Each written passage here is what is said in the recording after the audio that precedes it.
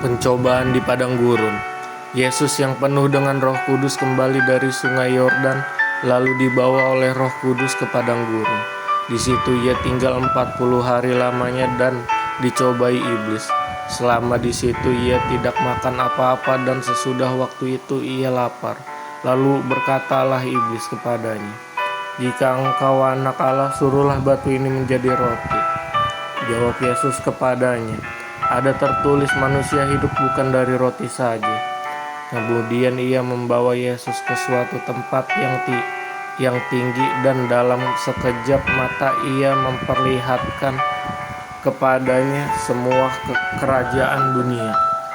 Kata iblis kepadanya, "Segala kuasa itu serta kemuliaan akan kuberikan kepadamu, sebab semuanya itu telah diserahkan kepadaku, dan aku memberikannya kepada siapa saja yang kukehendaki.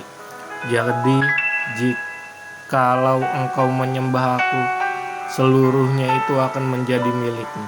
Tetapi Yesus berkata kepadanya, "Ada tertulis, engkau harus menyembah Tuhan Allahmu, dan hanya kepada Dia sajalah engkau diberkati." Kemudian ia membawa Yesus ke Yerusalem dan menempatkan dia di bumbungan bait Allah, lalu berkata kepadanya, "Jika engkau anak Allah, jatuhkanlah dirimu dari sini ke bawah, sebab ada tertulis mengenai engkau, Ia akan memerintahkan malaikat-malaikatnya untuk melindungi engkau, dan mereka akan menantang engkau di atas tangannya, supaya kakimu jangan terantuk kepada batu." Yesus menjawab katanya, "Ada firman, jangan engkau mencobai Tuhan Allahmu." Sesudah iblis mengakhiri semua pencobaan itu, ia mundur daripadanya dan menunggu waktu yang baik. Yesus kembali ke Galilea.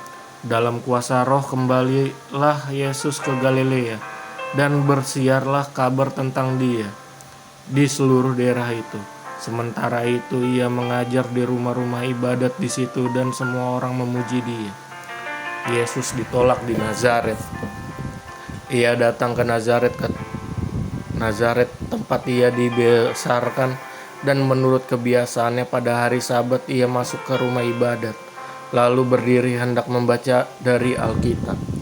Kepadanya diberikan kitab Nabi Yesaya, dan setelah dibukanya ia menemukan nas di mana ada tertulis, "Roh Tuhan ada padaku, oleh sebab Ia telah mengurapi aku untuk menyampaikan kabar baik kepada orang-orang miskin, dan Ia telah mengutus aku untuk memberitakan pembebasan kepada orang-orang tawanan dan penglihatan bagi orang-orang buta, untuk membebaskan orang-orang yang tertindas, untuk memberitakan tahun rahmat Tuhan telah datang."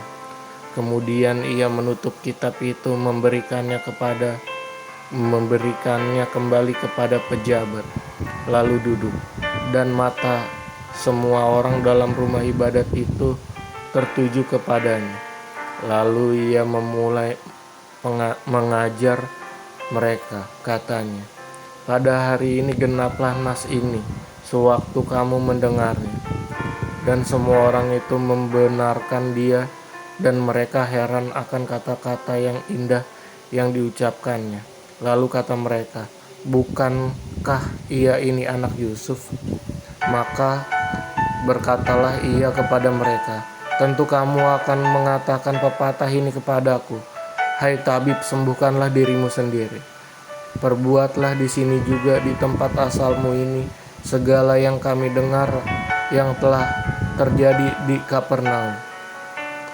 Dan katanya lagi, 'Aku berkata kepadamu, sesungguhnya tidak ada nabi yang dihargai di tempat asalnya. Dan aku berkata kepadamu, dan kataku ini benar.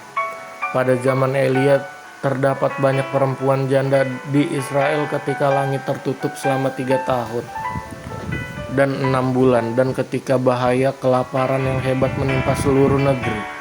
Tetapi Elia diutus bukan kepada salah seorang dari mereka, melainkan kepada seorang perempuan janda di Sarfat di tanah Sidon. Dan pada zaman Nabi Elisa banyak orang kusta Israel, dan tidak ada seorang pun dari mereka yang ditahirkan, selain daripada Naaman, seorang Syria itu. Mendengar itu sangat marahlah semua orang yang di rumah ibadat itu. Mereka bangun lalu menghalau Yesus keluar kota dan membawa dia ke tebing gunung, tempat kota itu terletak, untuk melemparkan dia dari tebing itu.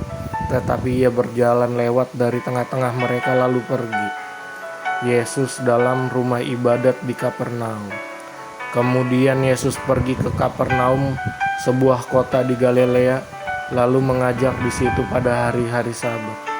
Mereka takjub mendengar pengajarannya, sebab perkataannya penuh kuasa. Di dalam rumah ibadat itu ada seorang yang kerasukan setan, dan ia berteriak dengan suara keras, "Hai engkau, Yesus orang Nazaret, apa urusanmu dengan kami? Engkau datang hendak membinasakan kami. Aku tahu siapa engkau, yang kudus dari Allah." Tetapi Yesus menghadirkannya, katanya, "Diam, keluarlah daripadanya." Dan setan itu pun menghempaskan orang itu ke tengah-tengah orang banyak, lalu keluar daripadanya dan sama sekali tidak menyakitinya. Dan semua orang takjub lalu berkata seorang kepada yang lain, katanya, "Alangkah hebatnya perkataan ini, sebab dengan penuh wibawa dan kuasa ia memberi perintah kepada roh-roh jahat, dan mereka pun keluar." Dan tersebarlah berita tentang dia kemana-mana di daerah itu. Yesus menyembuhkan ibu mertua Simon Petrus dan orang lain.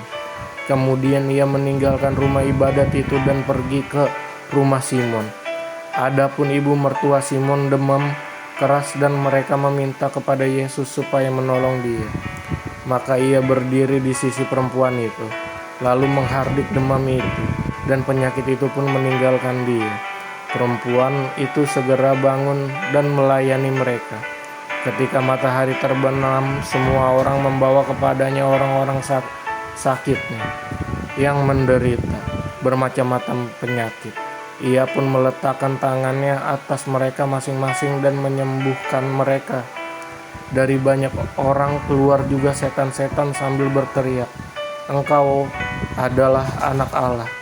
Lalu ia dengan keras melarang mereka dan tidak memperbolehkan mereka berbicara, karena mereka tahu bahwa ia adalah Mesias. Yesus mengajar di kota-kota lain. Ketika hari siang, Yesus berangkat dan pergi ke suatu tempat yang sunyi. Tetapi orang banyak mencari dia, lalu menemukannya dan berusaha menahan dia supaya jangan meninggalkan mereka. Tetapi ia berkata kepada mereka, "Juga di kota-kota lain aku harus memberitakan Injil, kerajaan Allah, sebab untuk itulah aku diutus." Dan ia memberitakan Injil dalam rumah-rumah ibadat di Yudea